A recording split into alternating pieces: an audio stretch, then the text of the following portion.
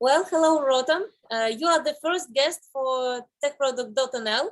And in these interviews, we are speaking about digital TV market, pay TV market, digital TV platforms, TV as a service, and all of this stuff and everything that is around.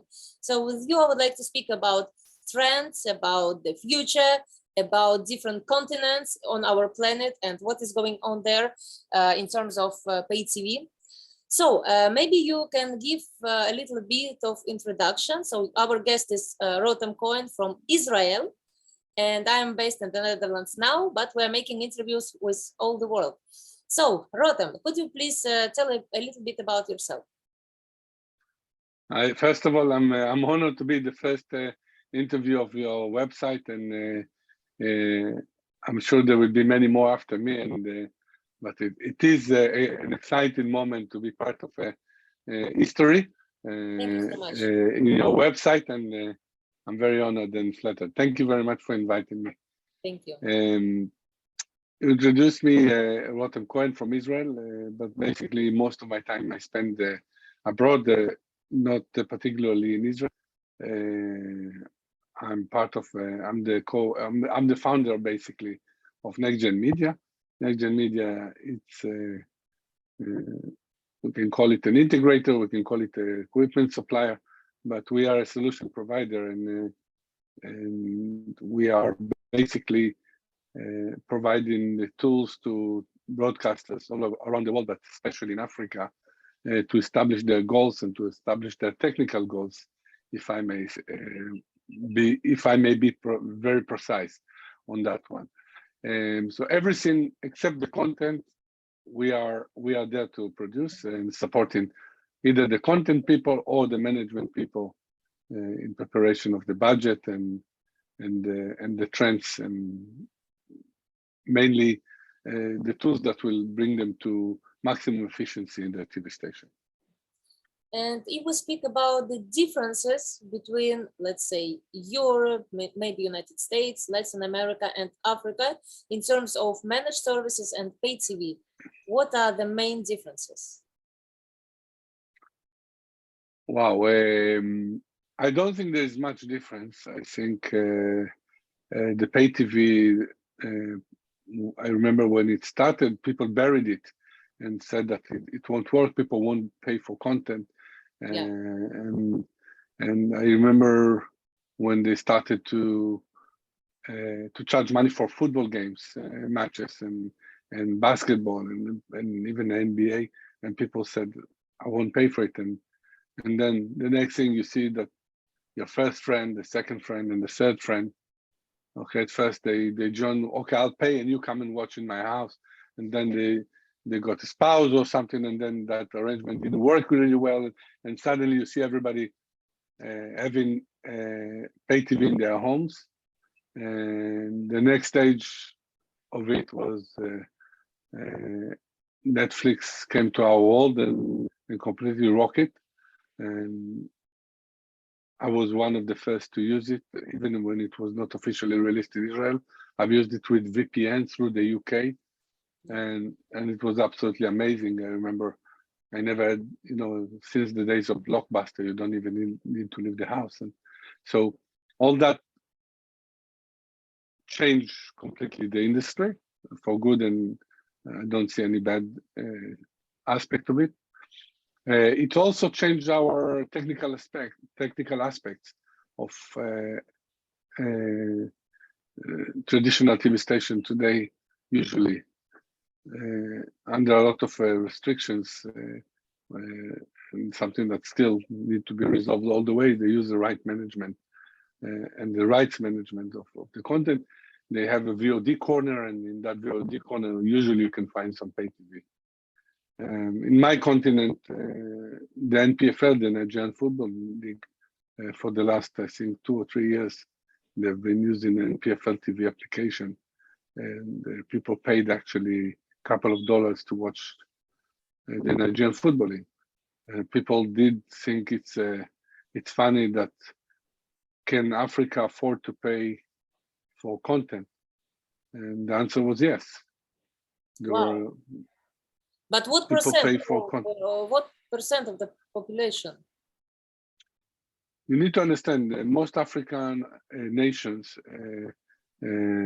pay for DTH, direct to home, satellite and DTT. They pay because they appreciate the content. They own in Africa, especially Nigeria, I can say that there is the regulator is pushing a very high percent of local content in the platform. In the platforms, if it's DTT or DTH, you must have Nigerian self-content or locally produced.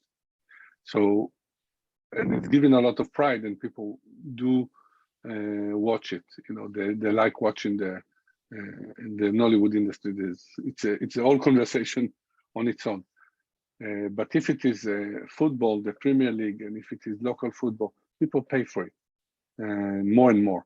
But you need to understand and remember that most of the subscribers, most of the viewers today watching content on their mobile. Sometimes I say that the networks in Nigeria are better from the US, the cellular networks. And people look at me and say, "Are you serious?" And I say, "Yes." The networks, the cellular networks, I enjoy more to watch content in Nigeria today on mobile or on my iPad, excluding the 5G that arrived, you know, that. But before the era of the 5G, I remember coming back from Nigeria in early 2005 or 6, and I was amazed that they had a 3G already established, and it was much more developed than Israel, and Israel was one of the first countries to have it. And in your team, in your company, from which regions people work? For example, local people from Africa, from Israel, from Europe, United States. From where? It's very funny because, you know, we have a very professional work. I mean, I can find the freelance that were coming from Netherlands and the freelance that's coming from the UK for specific missions. We had a big project for the BBC in Africa, in one of the capitals, and it was during the COVID. We couldn't send our engineers, our traditional engineers. And in a certain point, I took a decision and I said, okay, we're going to do it ourselves. I couldn't travel as well. And we simply did it, and it was perfect. It wasn't, we had rejects like any other project. So the mass of my crew are from Nigeria, some people from Kenya, some people from Ireland, but I can identify that our company is 70% African, and I don't see any news. There's no news about it. It's very natural for us. And if let's assume I'm an ISP, internet service provider, or I'm a broadcaster, and I need to choose somehow a company for managed services and for solutions provider, yeah, who can manage all equipment and the whole TV platform. How can I make my choice? Or for example, if you were choosing a company for yourself, if you were a broadcaster, based on which criteria would you make your choice? First of all, professionalism and the curriculum. How do you assess it? Based on what? First of all, the curriculum vitae of the engineers and the company I would check the experience in the market. Technical is very important, but I'm always looking for the next level. I'm always looking. Sometimes you have very good engineers that come into sites from various countries, and then they cannot handle the local mentalities. And you have local mentality in Israel, you have a local mentality in the Netherlands, you have local mentality in Africa. So let's go through those criteria. Netherlands, probably they will be more precise in terms of timing and in terms of, okay, my job is to do 1, 2, 3, 4, 5. If you want me to do 6, 7, I'm sorry, this is not me. Please call Vera. Vera, please, that's her job. I cannot do her job. And then if something was wrong, okay, let's stop, let's think, If we take the Israeli and the African mentality and compare it to the Netherlands, of course, the engineer from Netherlands, when he's coming to these two countries, probably will find the differences in the mentality, because the Israelis are more improvising. Okay, so don't worry, I don't know how to do 6 and 7, but let me try. And in Africa, people will say, I think we can do it, let's try and do it. And they will improvise as well, and we will find a solution on site. And in terms of timing in the Middle East, timing in Africa, it's a recommendation because there are many variables that are changing from one end. On the other hand, I have a very big customer in Nigeria that refused to join the meeting because his staff were late in 2 minutes. So I would suggest that I'm always the same way as when I'm interviewing a new staff or a new engineer. I always check his flexibility to handle extreme situations. So the company that you want to pick to do your project, to run your project, to investigate, or to make a research, pick the order. You need to make sure that the company is flexible enough to understand that there are variables that are out of our control. Yes. And we're not saying out of our control. Can be timing, can be lack of equipment, can be wrong equipment. But the worst we have right now is delay of arrival of equipment. We have more and more delays in the projects. So a project that could take in normal days 3-4 months, now possibly extended to 9 months. And I heard about projects that waiting for a device that connecting the whole thing together, 13 months as well. So my advice is to pick the company that will be flexible enough and to have the ability to improvise when needed. And what main trends do you see in digital video market around the world, or maybe there are different trends in different regions, or some global trends which are common for everyone when we speak about digital video? First of all, the big companies are squeezing and getting into maybe to the real shape and size. You could see it last IBC, especially in the technology companies. I was quite amazed. And you know, we are measuring the companies by the size of the booth in IBC and NAB, unfortunately. And we're always looking at it as something that is maybe telling us what will be the trend or what will be the situation or how. So let's say it in a different way. So the size of the booth determine 2 criteria for me. 1, next year will be tough or not. They are squeezing in their budget. 2, that company is on the way down, or the whole technology around it.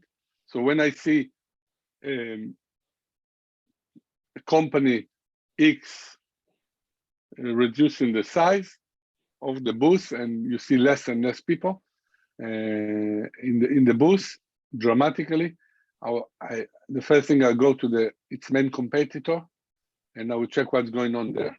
Mm-hmm. And when I see that there are a couple of companies with similar products reducing the scale, I understand that something is happening. Not particularly the company, I see a trend. Here's what I found. Sorry, my Apple Watch wanted to participate in the call. And maybe you have noticed some kind of companies which have reduced their booths from which sectors they are. For example, I saw a lot of companies about low latency on this last IBC. Low latency is extremely important, popular, I would say, or OTTs everywhere, but maybe some booths became smaller, in your opinion. First of all, I think the OTT is that was the the trend of the show, OTT. So we had 3D, right? We had 4K. Yeah.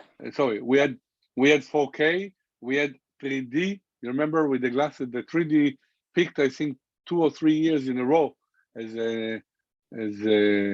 something that now it disappeared. The 4K. You know, the legacy that people want to leave behind them in my region is to be HD before the end of the year or before the end of 2023. Okay, so people are jumping too high, to my opinion. Not in the terms of the HD, in terms of the 4K. I would personally, in the broadcasting, I would skip it. I would stay on the HD. I don't see any reason to go higher in transmission. Yeah. Especially when we are in the T2 and the HGVC, we are handling mainly HD.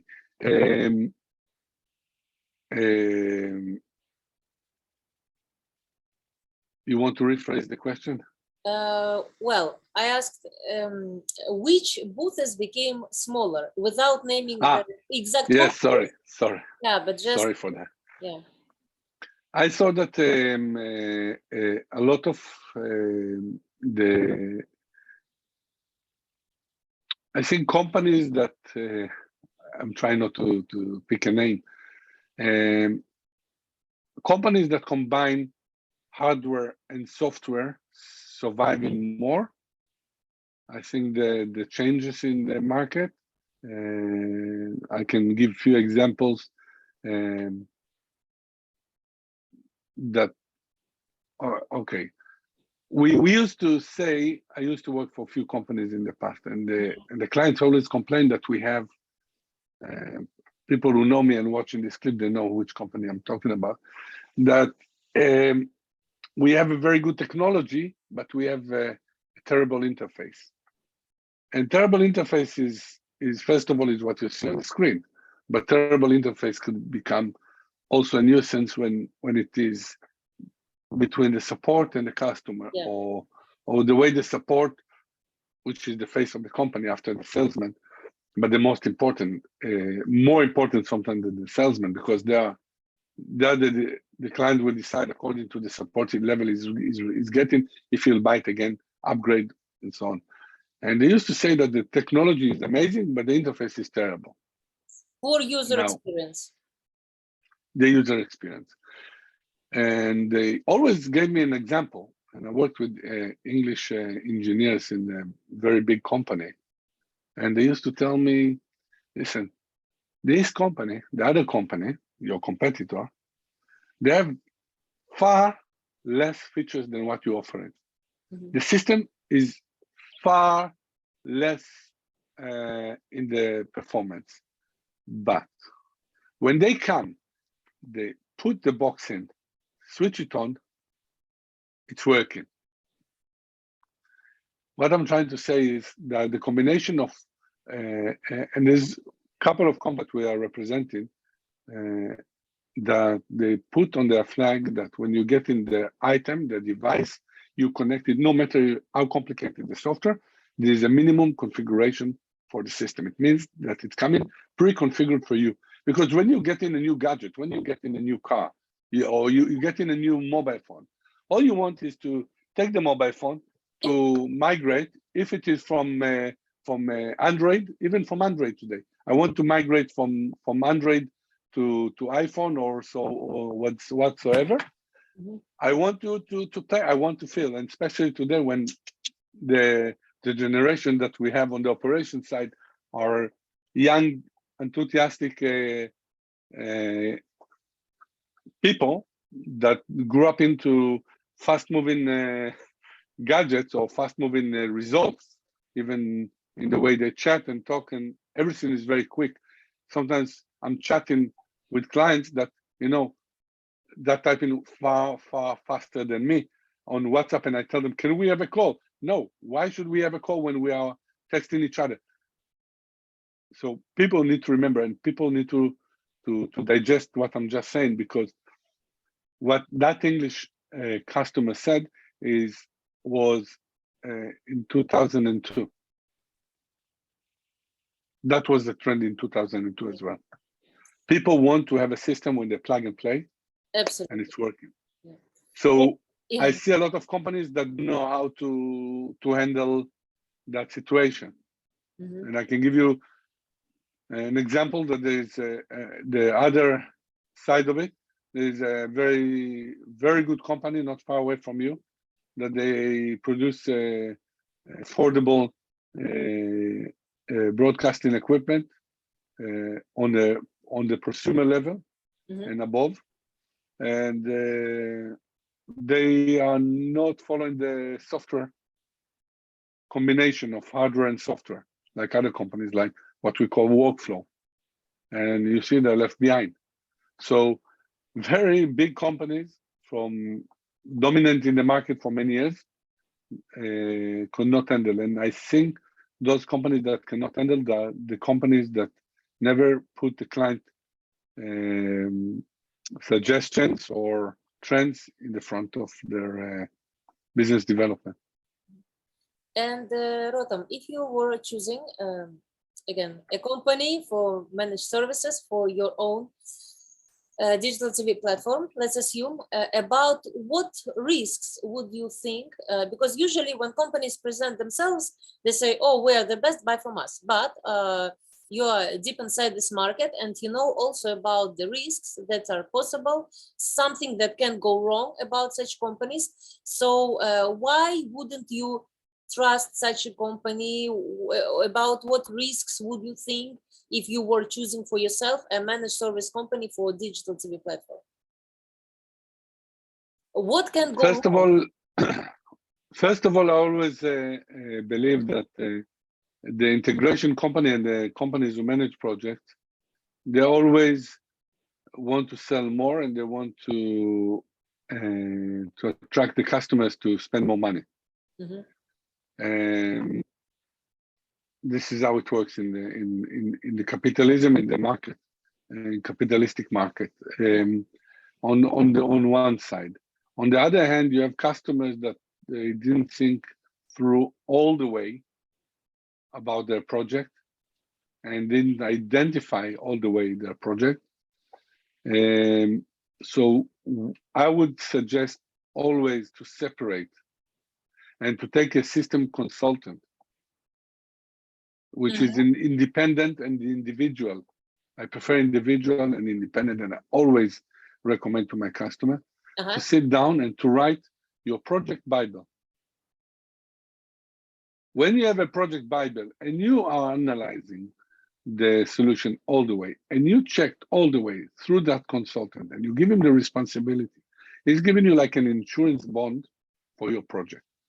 So in that case, you know what's the budget, you know how long it will take, you know the risks,